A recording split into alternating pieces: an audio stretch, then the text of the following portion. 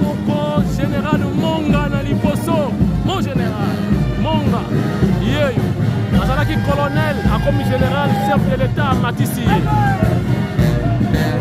ebandi mabe police militaire baoyo bazalaka na basabo ya kosakana te soki ozwi sabo chevier bukani tala kanda tina kandakanda kamata ma simba pusa benda pusa nyata keba suka pesa simba bangoyo bapem oyo boyokaka kunaki oyo batie batole bakanga nzela na glm ntango bayaki masolo esilaki kamata simba simba simba simba pusa basoda na se nzambe nzambe nzambe na likolo basoda na simba keba pusa simba mama kamata eyaya kamata tala basoda sante basoda ya faci beton kanda tina kanda kanda kamata ma yoka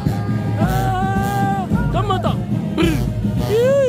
pusa simba benda pusa simba Kagame Asuki keba simba pusa nyata nyata pesa tinda yoka biloko bana ya Kinshasa bana ya diaspora boza kotala papika mwasi tindika bango tina suka tina kinsuka kamata ma simba simba simba Regine Kapinga tala basoda na biso bangoyo simba pusa nyata nyata pusa bamama pe balali te baza na bana bauti kofete Noël na bonne année mais baza bamapinga tala base kitoko yoka lokolo nyata pusa nyata pusa nyata pusa bien habillé bien armé minduki ya sika soki mafuta ya kokalingela maki eza te zwa mafuta ya munduki kalinga maki ma pusa nyata pusa benda mama kanda tina kanda kanda botala elengi ya arme ya ngoyo keba pusa keba pusa nyata kamata pusa nyata pusa toke tina bunagana lelo toke pusa nyata toke pusa toke nyata bien bato bakengelaka mokonzi ya mboka na libota na ye mobimba bangoyo kanda koleka na kandakanda ti bakomi na gambela pusa nyata nyata kamata tita nyata pusa wakande lokolo tala lokolo ya kobwaka mawa keba wana bazoya nde bachampion ya mapata force aérienne bomboni balati babere ya bleu couleur ya mapata bango nde bachampion ya likolo oyo bozoyoka basokoi eza kosokola bango bango yo sukula sukula na savon rewar bango nde basukulaka bango oyo force aérienne tala teni kitoko basoda ya faci beton yata pusa nyata Kagame akufa nyata pusa pusa Kagame akonda nyata. Après force aérienne, c'est maintenant le tour ya force navale. Oyo batu ya mai ban maître nageur bazaliawa bango nde na bakano rapide somotro ba nager nager nager nager nager oyo bango ata bakoyoka basele bango bakoyaka te bananjaka nage tala ndenge balati kitoko pembe pembe basakanaka te bana ya mai ke bana yo bamaître nageur bazali awa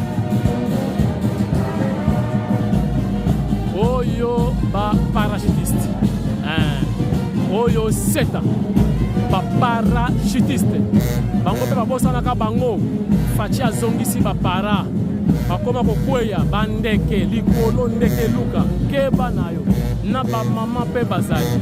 Voilà, pusa keba nyata pusa tuta tala bango kitoko ndenge balati mpona esengo ya mboka lokumu ya commandant suprême.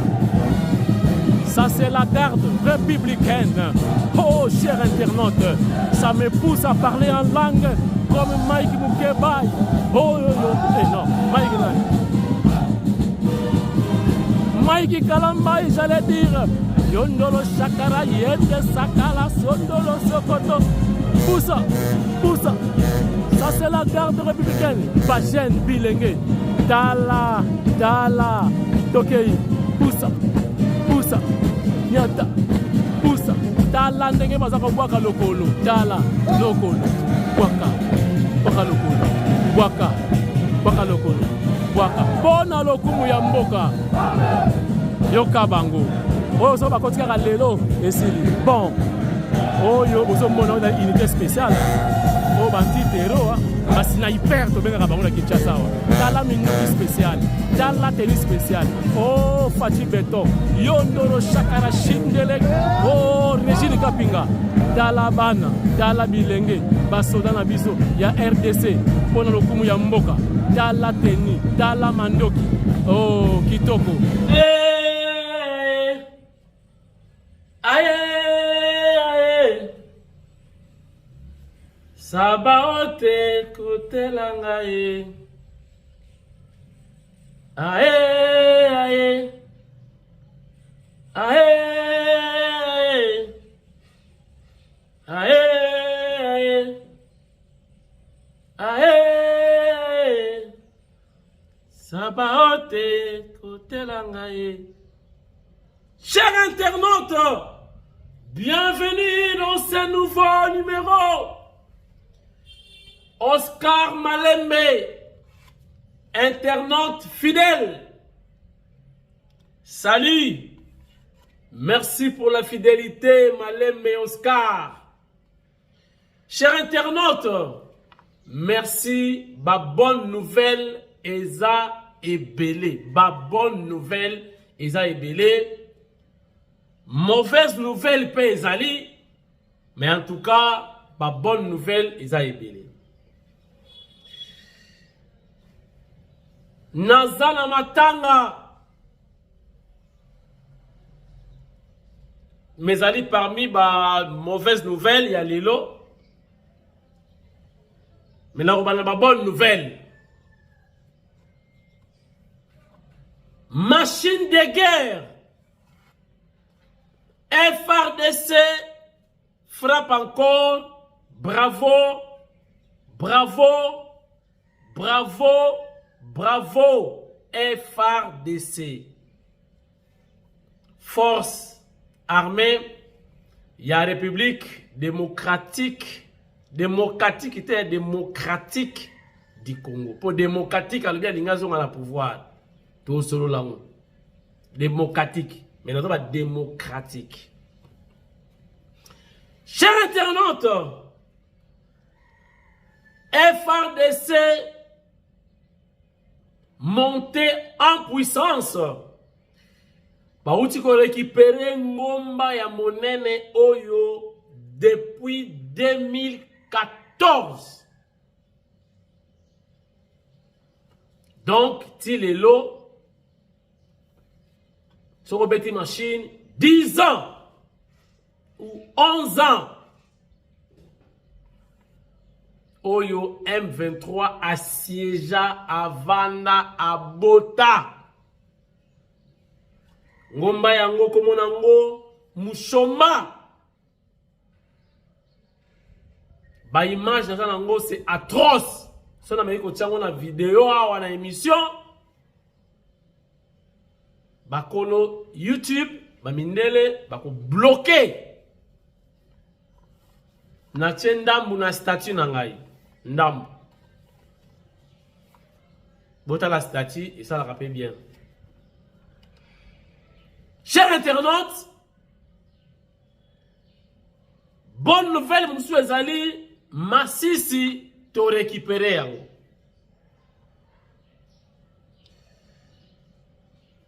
kuna tozipe appui ya président Ndayishimiye, vrai collaborateur homologue ya son excellence Félix Antoine Tshisekedi Tshilombo, le président burundais oyo ala ko appuyer FRDC na ndenge ya kosakanati. Kaka kuna bakangi botala nanu statut na ngai na plus 243 9 99 38 74 49. Na timo ba image ya mwa malamu so motro. Bakangi plusieurs Rwandais armés ba wazalendo ba récupérer bango, ba wazabanga ba récupérer bango. Bozomona izalaka nde boye nana yebaki que chef de l'État quand on a changé commandement pendant la guerre, c'est que amoni moi faille mouké na koloba parce que l'actuel chef d'état-major général Banza, c'est un technicien, homme du terrain, connaissant très bien le terrain. Bozomon a exploit et bandit. Et nous souhaitons que ba exploit oyo ekendeti tout ça la fête ya munene oyo ba kongoli bata kozela récupération ya Bunagana. C'est un souhait que bo pacifier côté nyonso wana. Ba militaire na biso na ba oyo bata kosalisa biso longonia toi sakidila wabuni accenti sana, merci beaucoup matondo mingi. Botika Congo te ezala toujours humilié na moi petit pays où azali appuyer na ba force ya libanda ba mindele. FRDC merci na kotala mo ba séquence ni na ko balancer soki ko simba ta mo muke po bali ko mona su munduki te bali ko mona masasi te tenue militaire te baba comme rouge na chaîne na yo. Comment risquer bakanga chaîne. Merci en tout cas à son excellence Félix Antoine Tshisekedi Tshilombo Fachi Béton pour auti organiser boyo kanan. Si boyo kanan déjà boyo kanan phrase. Conseil de sécurité supérieur de la défense élargi. Un conseil de sécurité, un conseil des ministres. Oh non, on a Boyoka. Conseil de sécurité supérieur de la défense élargi. Nayemoko Banza, mon général, Azala Kiwana, chef d'état-major général. Kandatina Kanda. Technicien de son état. Ça va? Ils ont quota? Ok.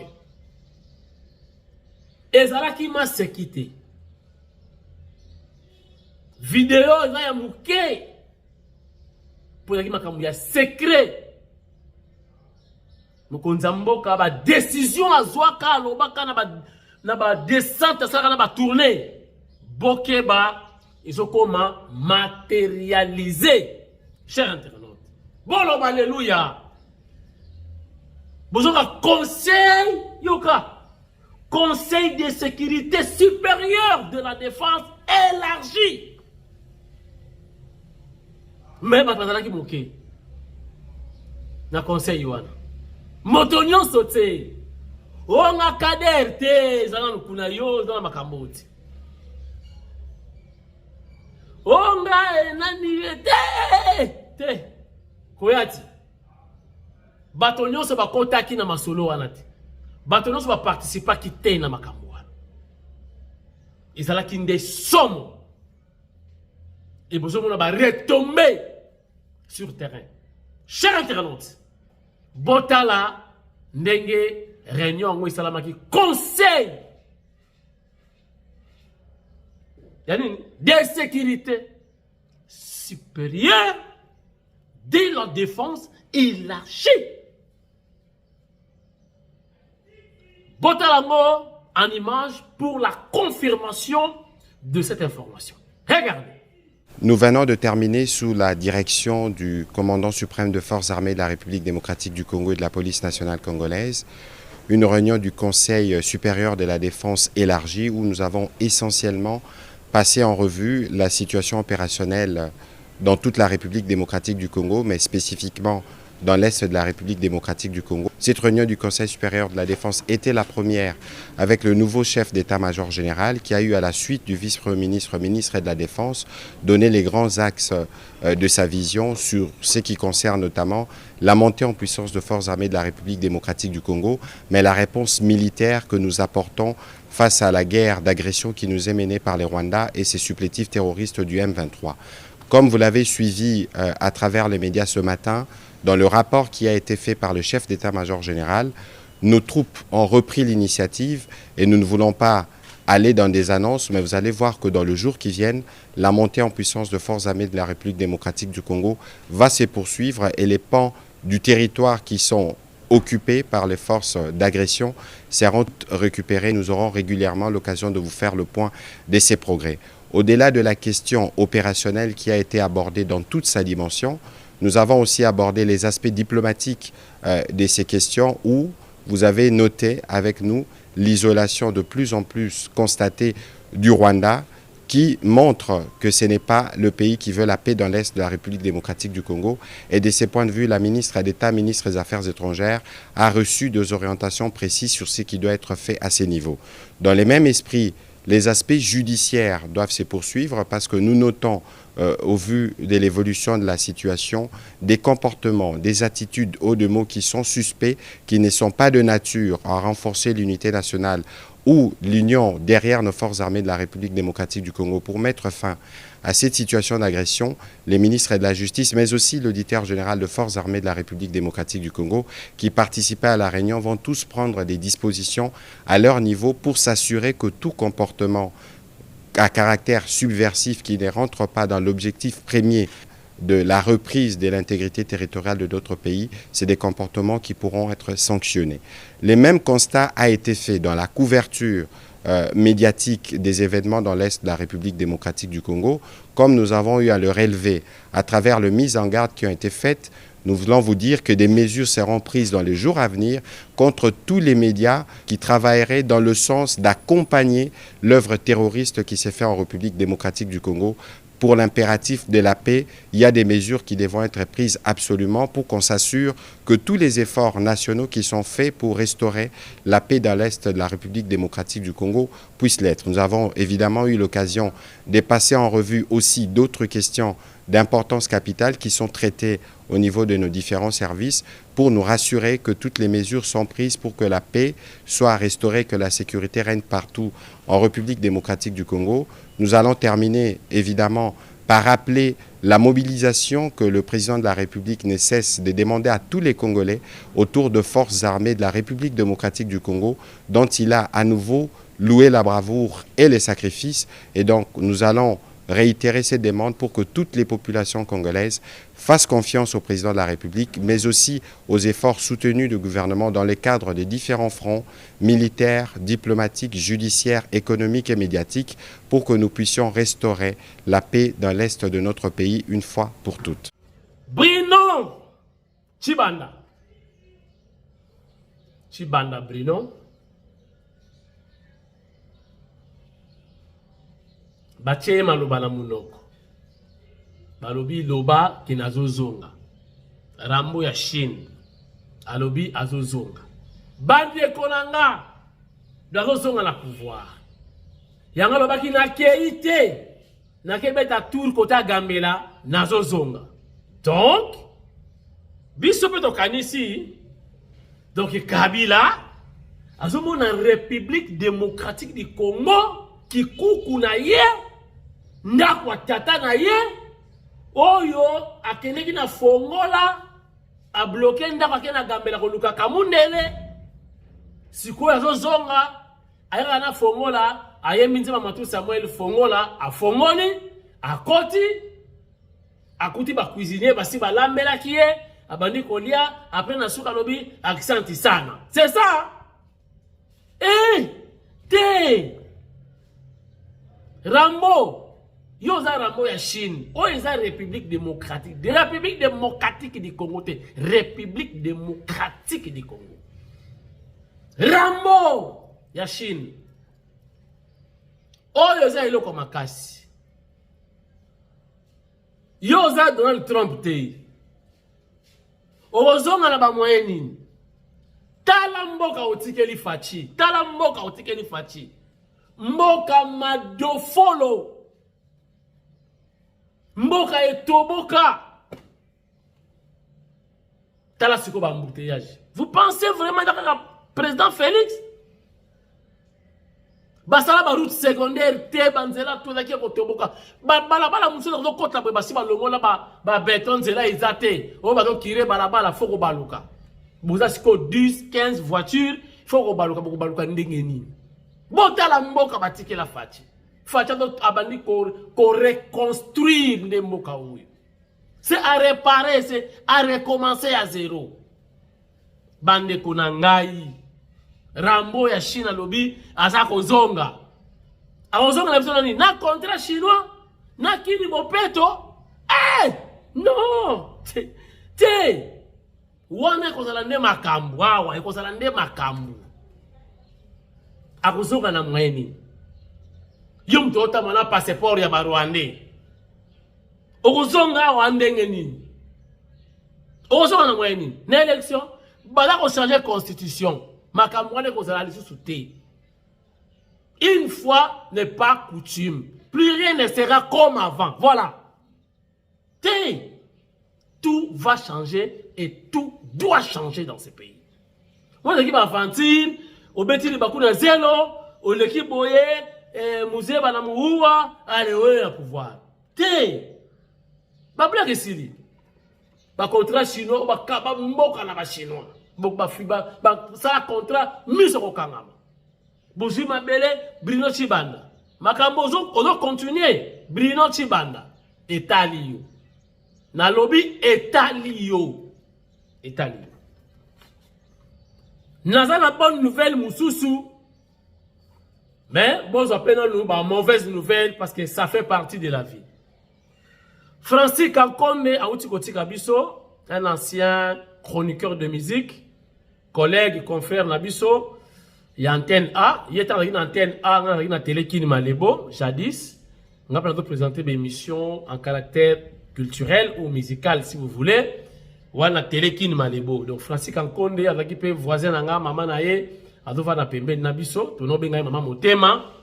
Et tango Francis azoya, maman nae linga kinga trop maman ya Francis. Donc tango azomona bana ko monanga, azomona ka mwana nae wana Francis kene dans la poto. Donc vraiment tout présenter ba condoléances na famille ya Francis et Kankombe, tout présenter ba condoléances na Antenne A Mobimba, tout présenter ba condoléances na famille ya ba chroniqueur musical nyonso na ebité, tout panzana pe et daka ba cartel des médias, ba UJCC, est-ce qu'on a zalaka na ba vieux Zach ba milela tout ça qui est belé. Donc UJCC ba 33 Chitenge. Mais tout ce que kenda wapi, cartel des médias, ba Marius Muunga, na ebité kenda wapi. Donc na ebité tout ça la ndenge ni pona matanga ya Francis Kankombe, notre confrère.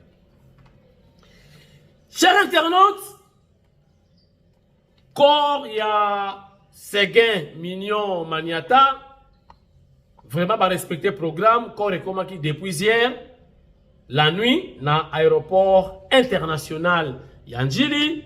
Certainement, selon le programme, nous autres, il y a Séguin Mignon et qui est dans l'hôpital, tout peu dans morgue, il y a cinquantenaire. Et c'est qu'il va garder corps momentanément. Et la levée du corps, à la veillée mortuaire, j'allais dire, vendredi, samedi, le corps est requindé dans le cimetière, il y a nécropole entre ciel et terre. Voilà le programme, il y a Séguin Mignon Maniata. L'artiste ne meurt jamais. Paix à son âme et bravo l'artiste pour le travail des titans abattus. Chers internautes, Boyoka bonne nouvelle mosusu. Nazo présenter bino. Ngai nazo présenter bino. Monsieur Héron Ilunga. Boyebiye. Monsieur Héron Ilunga. Est-ce que boyebiye? Ngai na yaki ko découvrir Monsieur Héron Ilunga. Mukolo oyo. Mokonzi mboka ayambaki ngai kamwasi. Jour ango. Nazalaka nga mokuti. Nazalaka na Monsieur Héron Ilunga. Nazalaka na Jean-Marc Kabound à Kabound. Nazalaka na secrétaire général Augustin Kabouya, le président a Inzeta Mila Bazokata. Ezokola 207. Tozalaka kuna. Mais mokonza moka yambaka mutuna tourna ye. Ne namonaka Monsieur Héron Ilunga. Je vous dis, bazali baye oyo bazali ko soutenir mokonza mboka na ba intérêt. Donc sans intérêt. Na moment oyo nazoyebisa bino Monsieur Héron Ilunga yepe na ndenge na ye azwaki invitation na Atlanta na États-Unis pour la makambo etali pe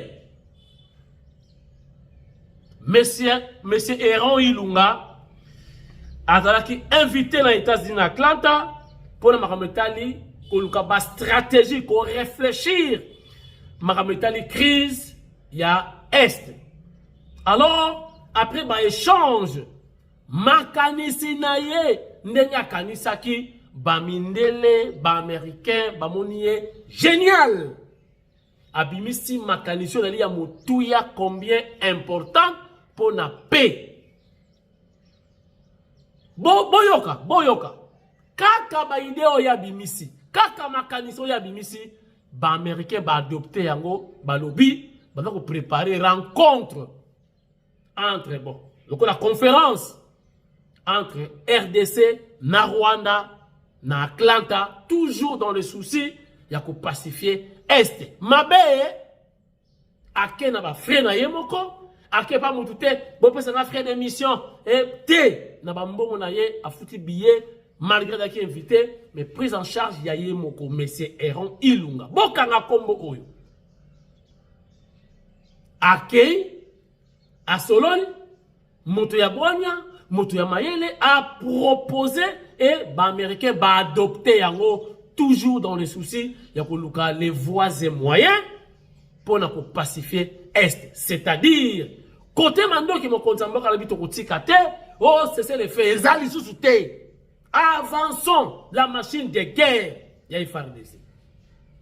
Côté pe diplomatie Namo Konzamboka, Aza, Atikite, on appelle les front Moussousou, Monsieur Héron Ilunga, Yepe na côté na ye, Azako Bundela, République démocratique du Congo, Mobimba. Botala Baye Basengeli, Kozala Pembe Nyamo Konzamboka, ba accompagner valablement, positivement pour l'intérêt général. Chers internautes. Tokozela ye comment? Après Sabiso, Sokia Liga, une interview, aloba, nini poussé, Péazuma Kanisi Wapi, Kenasima ye, Bandi Makosa la conférence Mobimba, chers internautes. Tokosenga ye, après ça, Bakombo Nabiso, Tokene peut recouvrir na Atlanta, conférence Wana, sur la paix en RDC. Mabe, Tobetela Maboko. Bazamingite. Merci beaucoup. Chers internautes, ceux qui sont sur ici à l'Elomabé, il faut les aider. Comme le temps n'est pas notre partenaire, au-delà de l'émission, il y a des fautes, déjà, les membres réunion Soya Forecap, Fondation Régine Kapinga, apprêtez-vous pour un échange de vœux. Quelque part, dans le groupe Nabiso ya Fondation Régine Kapinga, besoin information ni groupe bandisika, action et bandi. Donc, échange de vœux, et ça a un discours té, et ça a un colia, comme la moi idéologie mouké, louké, tout ce qui est allé, bina na yo, zali mboula ya sika, ma bezate. Donc, Fondation Kapinga Régine, Maman Monganga, azo préparé déjà au Babenaka échange de vœux. C'est quand ce bateau bazali bien organisé chaque année à Sikabasala ka jour oyo bakuta nakapona échange de vœux et ça la maka partout dans les institutions partout et ça la maka. Donc Banaya Foreka, apprêtez-vous, échange de vœux c'est pour bientôt car en mois de janvier oyo na kopesa na date te na place te pour komona ba fond membre ba koya ba bika kama sa kozala wana kudia kuyukuta kunua kukina ekozangati zalaka ndingwana. Voilà chers internautes, merci ndenge bolandi biso lelo totikala soudé biso na bino tokutani soki nzambe alingi lobi et na matanga ya Seguin tokutala pe soki moyen zali tout ça la couverture médiatique tout la kisabino quand même ndenge bobsek ekoleka inshallah nzamba sunga biso botika la malamu lobi kaka bye bye.